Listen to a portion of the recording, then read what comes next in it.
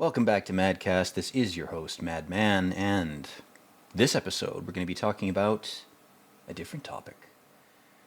We're going to be talking about performance or acting. And again, I've got my five points all set up and ready to go. So let's dive in, shall we? Let's do a deep dive into this. So point number one about performance or acting. It goes back very far in culture. It's not a new invention. Putting on a show or a performance or any kind of spectacle of lies or spectacle of representing information in real time that is not tied to the present. It's either a story of the past or it's a fake story. It's a fable, that type of thing. That's not a new thing, obviously. The media in which that type of performance is performed within, those forms of media are new, but the performance is very, very old. I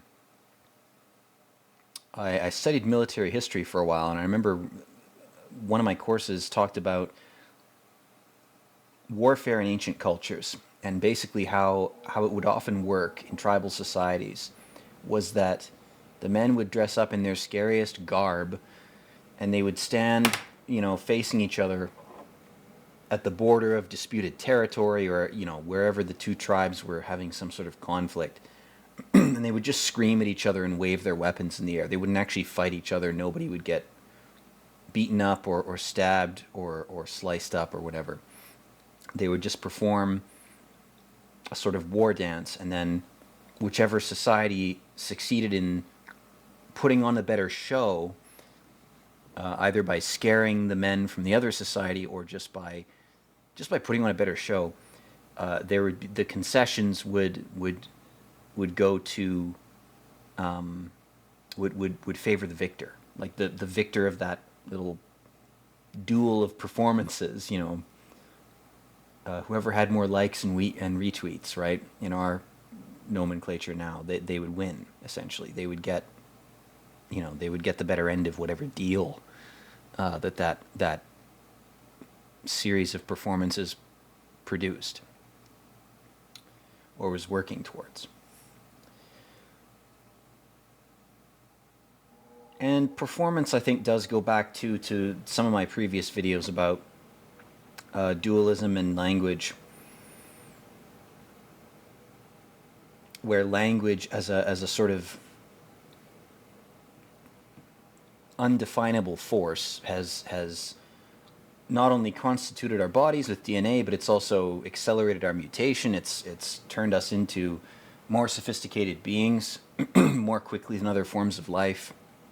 It's allowed us to transmit information at a crazy fast rate. And because of that, there's a sort of necessity for performance that comes with that presence of language, where we are bound in these animal bodies, but we have this advanced technology from somewhere, from God or from aliens, or again, it doesn't matter where it's from.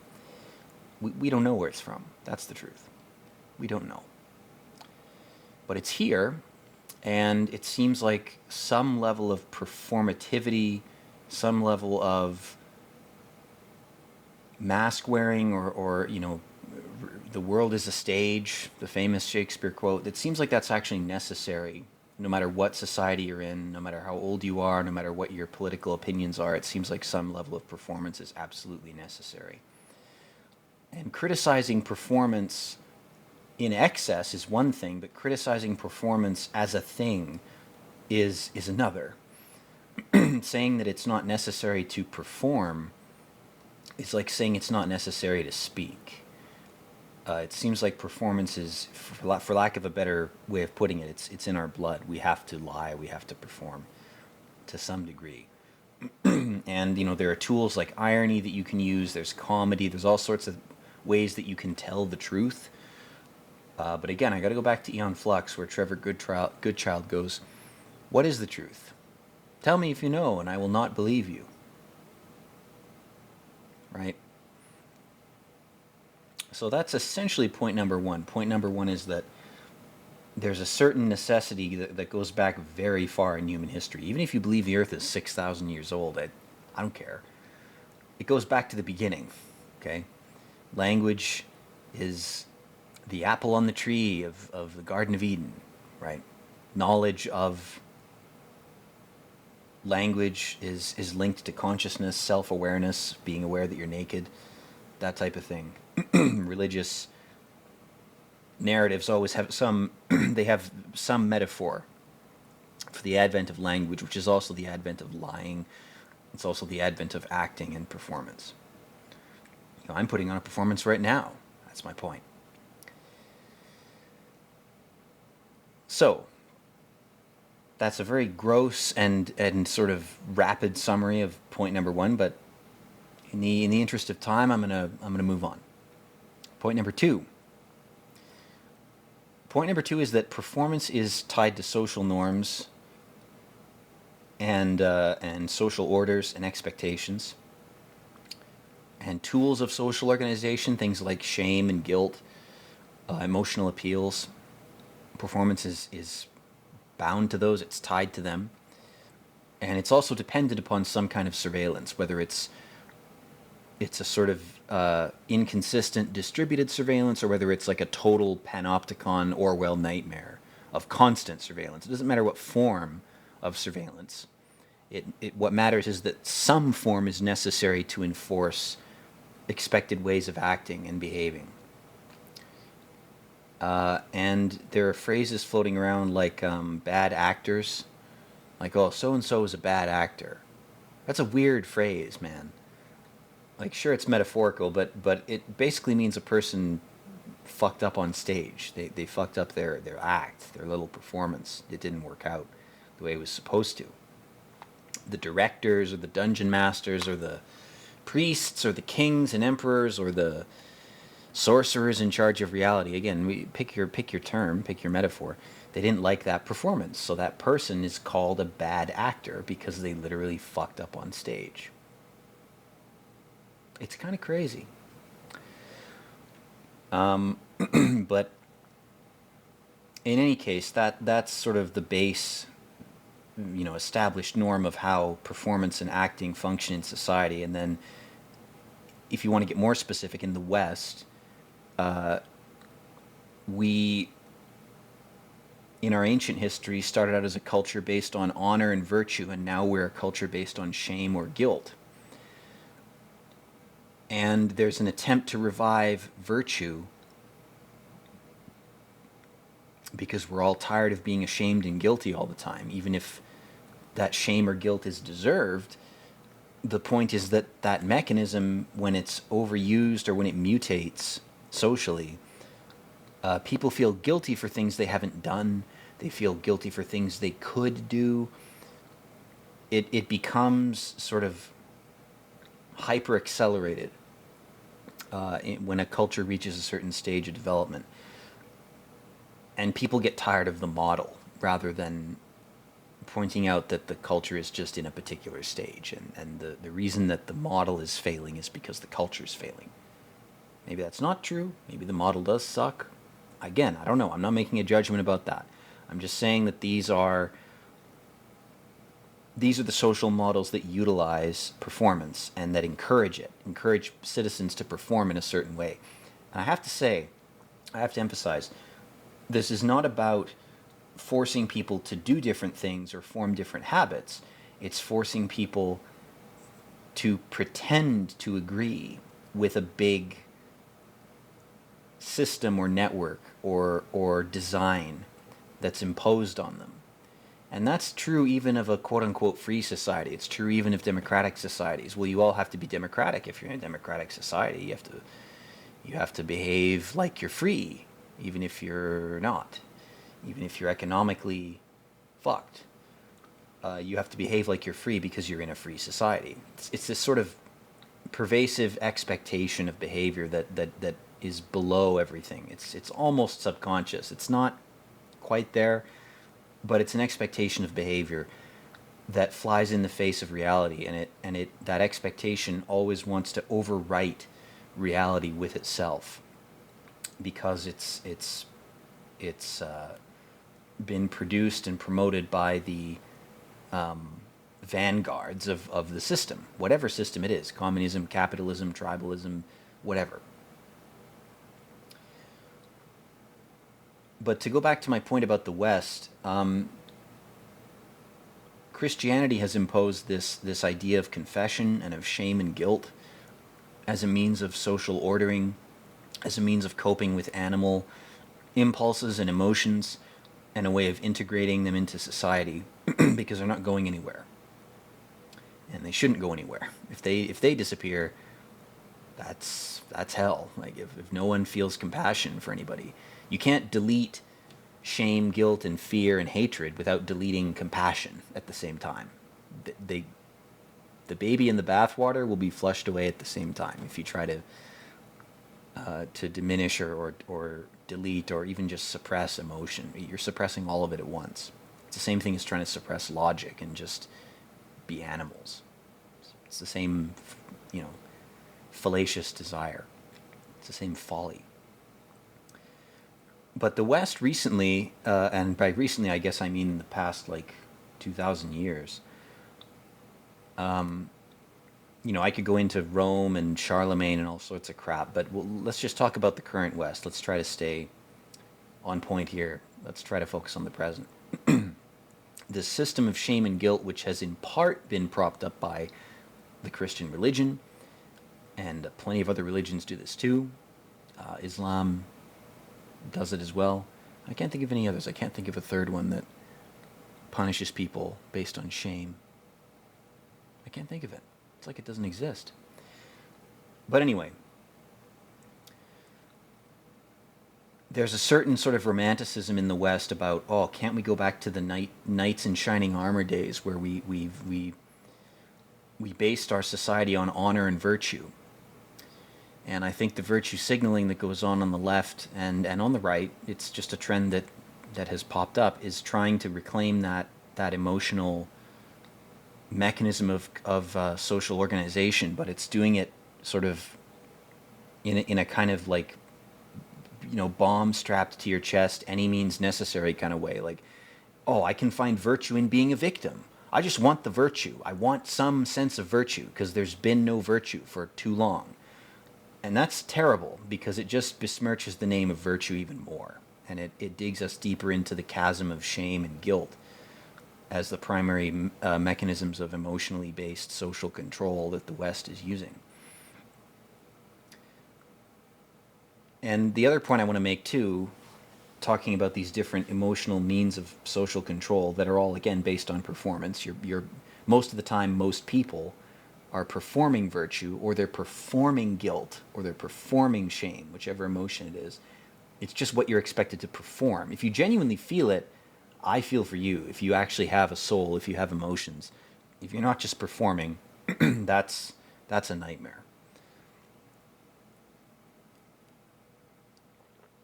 But you know who you are if you still have a soul, because you're suffering constantly. That's how you know you're good. But anyway, previous incarnations of Western society, going back to its founding in Rome, when Rome fell and the barbarians took over, and then Charlemagne took over, etc., there was still a persistence of ideas like honor and virtue, which were sort of the social credit systems of the time. If you did something honorable and you didn't fuck up for long enough, if you every so often did something honorable or virtuous, you were considered to be a good person. And people would give you free shit. They'd give you food, lodging, women, whatever. Obviously, it was men who were, we're talking about the year 900. It's all dudes. It's a sausage fest of honor and virtue. But my point is just that system existed simultaneously at the same time with the kind of confessional guilt and shame-based attitudes of Christianity. And for a while, I think sort of those two sets of emotions, honor and virtue on one side and shame and guilt on the other, kind of performed a balancing act. And in terms of the psychological basis of social performance, these ideas succeeded for a very long time in sort of providing human beings with enough outlets that they could conform to society, and then when they failed to conform, they either had a means of justifying it or a means of coping with, a flaw that is eternal in their life, like something you can't edit out, you can't change with habits. If you're a leper and there's no cure for leprosy, for example, or if you're born without a face, you're born with one arm, you're born with one eye, you're born gay, whatever. Even if you think that's not an inherent thing, I don't care. My point is just, if there's something that is an aspect of yourself that's immutable, you can perform in spite of it. You can be a good actor in society. You can continue to perform. And societies that don't offer enough of their people enough avenues for performance collapse, because those people either get angry at the society and try to destroy it, or they remove themselves from it. They remove their energy, their potential value of labor. They remove their supportive, emotional, familial, and convivial, friendly nature, that their energy in those spheres and those efforts, that gets cut off. And if enough people either get angry and rebel or they cut themselves off, it's really the same thing. Your society starts to atrophy because people don't feel like they can perform in a way that is bearable for them. They don't believe that they can continue the show in their own individual context. And if enough individuals feel that way, then you'll notice collectively your society starts to fucking rot. It starts to fall apart. And again, the sort of second half of this second point, I have to sort of shift gears here and talk about surveillance, because of course there has to be some surveillance, whether it's done by priests who receive confession, which is old school surveillance, is you just encourage people to confess. You tell them if they don't, they're going to go to hell. That's old school surveillance. There has to be some form of it. There always has been, and there always will be. Fighting against it when it gets over the top is important. If everybody's a priest wanting you to tell them your deepest secrets for no reason other than to sell your data, obviously that's bullshit. If there's cameras up your ass and everyone's tracking you, every move you make, again, it just encourages hyper performance. It's like the further the surveillance gets, the further the performativity of that society gets, because people get afraid if they don't perform correctly. And it's not a natural performance. It'd be like if somebody was overacting or forcing themselves to belong when they didn't really belong. Basically, it's American Psycho, where Christian Bale's character is so pressured by the society he lives in to perform. And he's an evil, demonic fuck. This is a bad example moral-wise. I'm not talking about morality here. I'm talking about performance and surveillance. He feels pressured to perform to such an extent that his life is unhealthy. Even though he's physically healthy, he's healthy on the surface. Mentally, he's demonic. He's beyond dead. He's fucked. He's cooked. I love that term, by the way, cooked. That's great. He's on the motherboard of reality, and he's overheating. And he's about to burn out some pins on the little CPU node of the motherboard. That's not good. Not good for anybody. So again, my point is just the second half of point 2 is that there has to be some surveillance, there has to be some data gathering. That always has to be the case, even if it's done village by village, even if each village has its own archive of its citizens and they're all separate and they only exchange information when necessary. That's still a form of surveillance. That's still a form of information gathering, archiving, etc. That's always going to be a thing. That's not to say, again, I'm not suggesting you shouldn't rebel against mass surveillance bullshit for no reason that's just trying to rape you. Obviously, you should rebel against that. But it's always going to be a thing, even if you rebelled in it, in right now against whatever system you perceive to be evil, or to be over surveilling you. Even if you succeeded in all your goals, there would still be surveillance afterwards. It would still exist. Again, don't mistake this for me being nihilistic. Okay, people are so political and so emotional that everything I say I know will be distorted and misinterpreted. So all I can do is just repeat myself and over clarify every point. You know, as if anybody's actually watching these videos. I have to act as if they are. I have to act as if somebody might see this and might misinterpret what I'm saying. You know, it's because I'm an anxious fuck. But anyway, that basically rounds off point number 2. Point number 3 sort of carries forward from that point.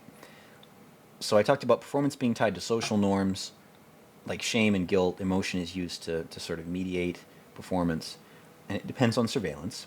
Point number 3 is that no individual or specific culture in any era of human history has ever or ever will have a monopoly on this type of utilization of performance. Every civilization does this. There's a famous author called Jean Baudrillard. Brilliant author, very cool. He's written a lot of cool stuff. He liked to criticize America because French people like to do that because they wish they were American. I'm just joking. In particular, though, there was a trend in French academia in the 70s which had a lot of kind of nasty things about it too, but I'm not going to talk about those. Look up the petition that Foucault signed. It was a very creepy petition, something I don't support personally. But him and his buddies signed a particular petition that had to do with consent and age. And I gotta say, that's a big L. It's a big L for those thinkers and their ideas. Regardless of whether you try to separate the guy from the idea, it becomes difficult when they do things like that. But anyway, Jean Baudrillard, I don't think was part of that cadre or that cabal or that cult or that group. I think he was his own thing. He might have even been an American guy. He just had a French name. I forget what his origins are. So, shame me or guilt me if I'm wrong. But Jean Baudrillard's ideas, they focused a lot on criticizing America as a culture of illusions. As if every human culture isn't a culture of illusion. Seems kind of weird to fixate on the culture that's dominant globally because it's easy pickings. It's shooting a fish in a fucking barrel. If you're a critic, obviously you're going to focus on the most powerful, badass thing because they can handle your criticism most and they're the most obvious target. You'd be like shooting an arrow at the side of a fucking barn painted red versus a target, an actual archery target on a tree several feet away from the barn. Obviously, you're going to shoot at the side of the barn. If it doesn't matter which target you hit, you just have to hit a target. You're a critic, you got to criticize something. Your personal impulse dictates that. Your income, your career dictates that you have to do that. Obviously, you're going to do it. Obviously, you're going to pick the easy target unless you're an idiot. Or you're super idyllic, which most people aren't. So anyway, Baudrillard liked to criticize America, and he liked to point out how it was based on illusions. And a lot of French authors have done this. A lot of authors before Baudrillard did it, and a lot of authors are still doing it. They say America's a culture of illusion. It's all Disneyland. The actual America is actually Disneyland. Disneyland is like the secret admission that the whole country is Disneyland, and the American dream is fake. The American dream is a dream because it's ephemeral and temporary and very hard to attain. There was never, I don't think, any sort of promise that everybody would have equality of outcome in the States. It was that you have equality of opportunity. That's a very important distinction to make. A lot of right-wing figures and philosophers and podcasters have talked about the difference between equality of opportunity and equality of outcome. I'm not going to get into that. You can look it up yourself.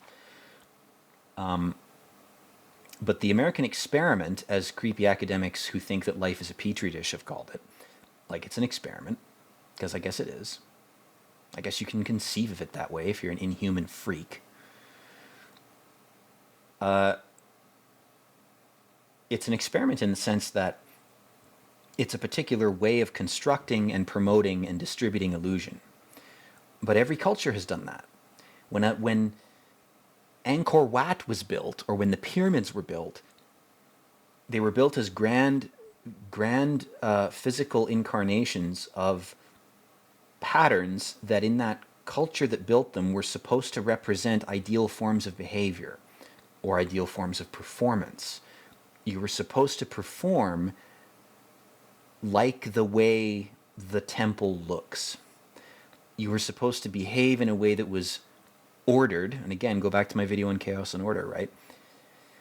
You were supposed to adhere to a particular kind of human-mediated, I'm not even going to claim it was human-conceived.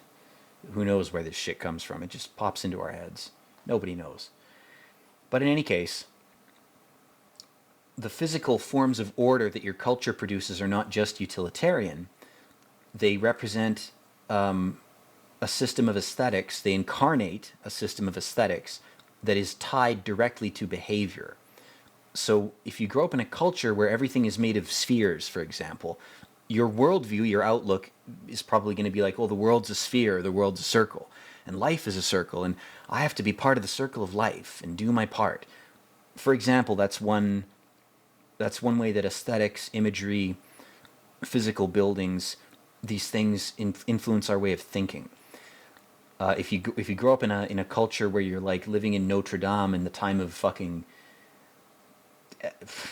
Quasimodo, right?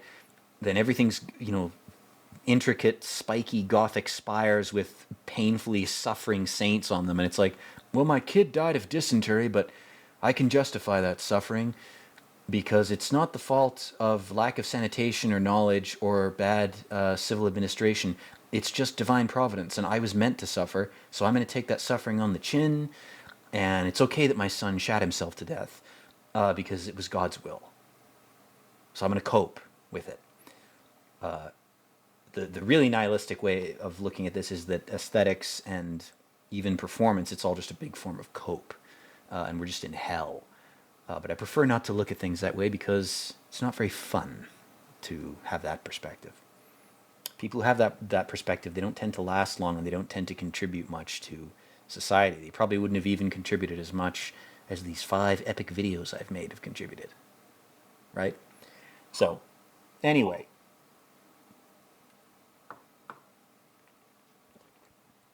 No culture has a monopoly on illusion. No culture does not have its version of Disneyland. Even the Eskimo and their igloos, even the Africans and their penis sculptures, even the Aboriginal Australians and their rain sticks, the Russians and their booze. Every culture has its own ways of promoting a certain type of behavior or of acting or of performance or of illusion making. Even if one culture is dominant at one point on Earth, you can't assign that culture the single mantle of the arbiter of global illusion or the possessor of all forms of performance or acting or illusion. Every culture is constantly doing this. And it's a problem I have with a lot of supposedly genius academics is they like to be overly specific because the things they were writing, the essays or the treatises or the books they were writing, most of them were written when America was, and still is, a global hegemonic force or power. So they're the easiest target for criticism, even if they don't actually merit it any more or less than a different culture. It's just that they have a lot of power. So they're like a fat tick that some... Is there a tick that drinks blood from other ticks?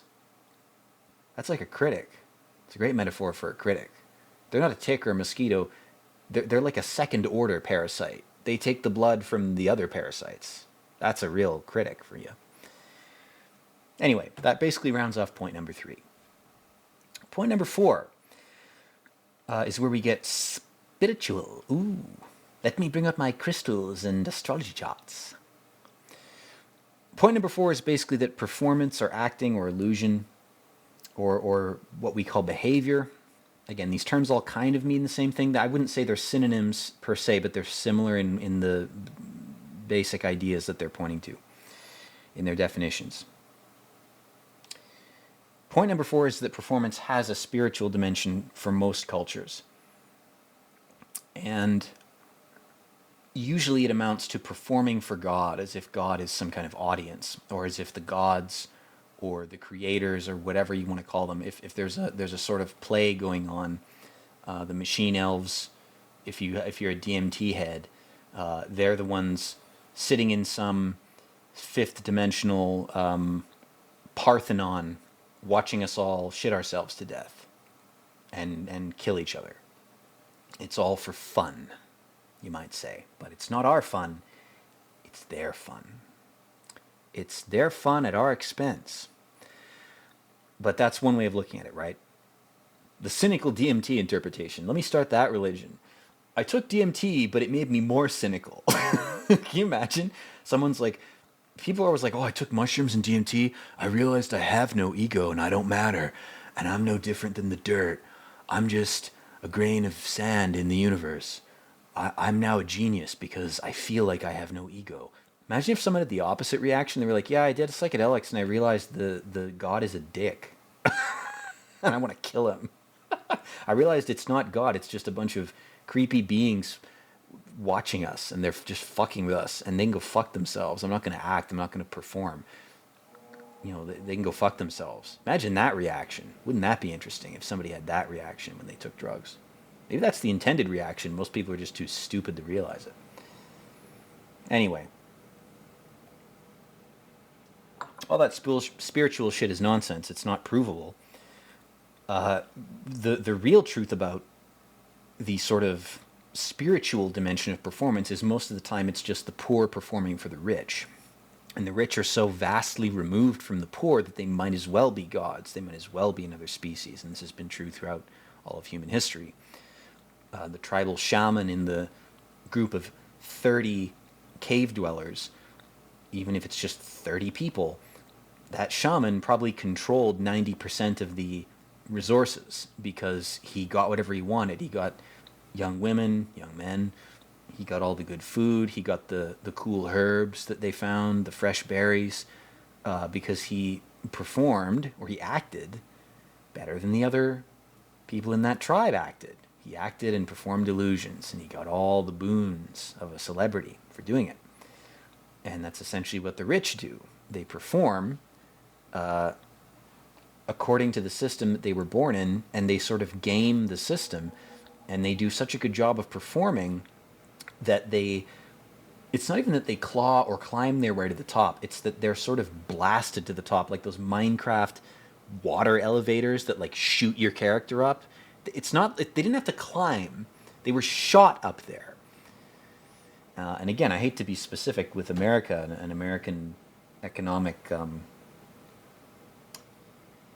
the American economic system, but it's the same idea of like, oh, you climb up, you rags to riches it to the top. It's a very rare person that's able to do that. In the same way that it's a rare person who is able to jet their way to the top without being born into the echelons of the elite of whatever culture, whether it's, again, Russia, China, Canada, the US, any place. Half of it is your birth. Half of it is luck. You can be born rich and blow all your money and end up fucked. My point is not to divert into like a tangent about economics. My point is to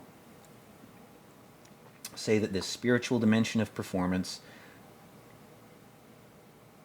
the spiritual aspect of it is always tied to a real thing, like every spirituality or religion. It's always tied to real images and events on this planet that we have had to religify to keep ourselves sane. We've had to say that the sun is a god. We've had to say that the leader of the tribe is God, or that he's talking to God. Whatever. It's a sort of, it's a necessary cope for even the most intelligent of people. You know, you discover a mathematical theory, it seems to come from nowhere, you have no explanation for it. There's only two options. Either you're insane or God gave you the knowledge. I'd rather believe in God than believe I'm insane. That's really the choice you have to make. And performance has the same type of dimension to it, where it's like, well, you know, I'm born into this culture, this society, and I'm expected to act a certain way. Can I endlessly blame my parents or my grandparents or the government or my friends or reality or nature? Or can I justify the expected behaviors that I have to conform to by saying, well, that's just the way it is? You know, I mean, there's a spiritual dimension even to that simple phrase. Like, it is what it is sounds a lot like I am that I am, the Christian God poetic line. You know, it is what it is a Christian, it's a crypto-Christian affirmation of the line that God speaks in that book, where he says, I am that I am. I just am. I'm just here, bro. It's whatever. It's whatever, yo. That's my favorite version of that, by the way, is just saying, it's whatever, yo. That's a better way to say, I am that I am, or it is what it is. Just say, it's whatever, yo. I like that. But again, my point is just that there has to be, not that there has to be, that there always is a spiritual dimension to acting, or to performance, or to lying, or to behaving. There always is just like there's always a social norm aspect, there's always shame or guilt attached to it, there's always some spiritual aspect that's attached to it, even if it's an agnostic or even an atheistic spiritualism. The belief that there's no God requires that the idea of God exists. The idea that there's a God has to exist for you to not believe in it. Checkmate, atheists. Anyway, let's wrap things up. Let's get to point number 5. Point number 5 is, the truth is always omnipresent, like God, in spite of whatever we do to perform over top of it. So in spite of the necessity of performance for human beings and human cultures to persist, in spite of that, the truth, it's not that the truth always wins, or that the truth is always evident, or that it always comes out on top. It's that it's always there. It's unkillable. Performances can be killed. Performances can fail. Performances can get old. They can get boring. They're ephemeral. But the truths of the laws of physics, the truths of nature, those types of things, you know, I don't want to get into describing those in detail. Everybody knows what I'm talking about. It's common sense. You know, the whole tree falls in a forest argument, you know. Ooh, my perception is not, I could be perceiving the world totally wrong. Sure, but there's still a world that you're perceiving. There's still something. There's still some base reality. There's still some foundation that you exist upon. That's the truth if you want to really get down to the bare bones of it. And maybe you can't define the truth. That doesn't mean it's not true. Just because it's undefinable doesn't mean it's not true. The truth is not always definable. I should do a video on the idea of truth. That's hardcore, man. I don't even know if I could do that. I haven't taken enough philosophy courses to not feel like I'm talking more out of my ass than I already am. So I'm not even going to do that. You know, this video, for this point, it suffices to say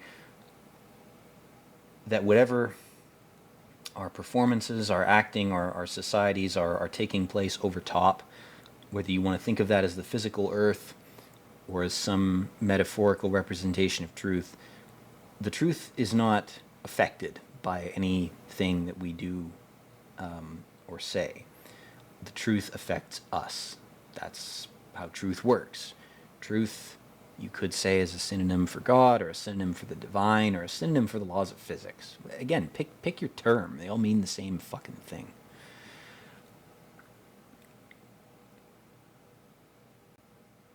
And yeah, I don't really have much more to say. The fifth point is kind of self-explanatory. It's kind of hard to expand upon it. There's not really any examples I can give beyond what I just gave. So, guys, I guess that means we're done. I guess that means that's video number 5. Mambo number 5. What a shit song. Anyway, folks, hope you're all doing well. I hope you're